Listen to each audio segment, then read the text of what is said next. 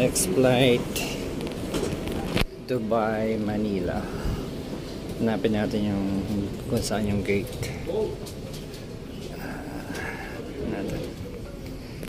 Boarding time na kami. Open na yung gate papuntang aeroplano. Pa Manila na kami. And ready na passport and ticket. Ayan, pababa na tayo sa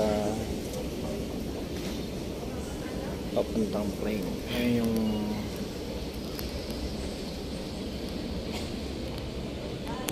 ayan, pababa na tayo sa plane. Dito muna siguro sa waiting area. Pero ano yung aeroplano. Scan namin. Waiting area pa rin. Boarding time nga. Sunod na ako kami. Zone D. Zone C ang tinawag. Dito nga papasok sa aeroplano. Sa E-Type.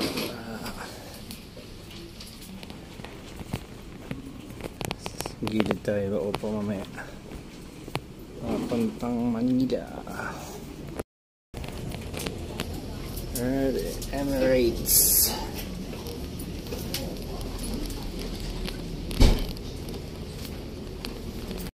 Sa kabila yung business class.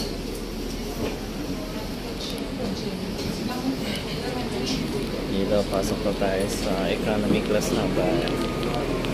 Low class. Business class. Rock and roll. Dito naman tayo sa economy ulit. Touchdown Manila International Airport, Terminal 3.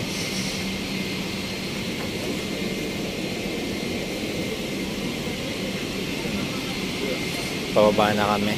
Kakarating lang namin ng Terminal 3, Ninoy Aquino. Na tayo dun sa immigration. Dito na tayo sa luggage. Ayun na yung bagahe ko.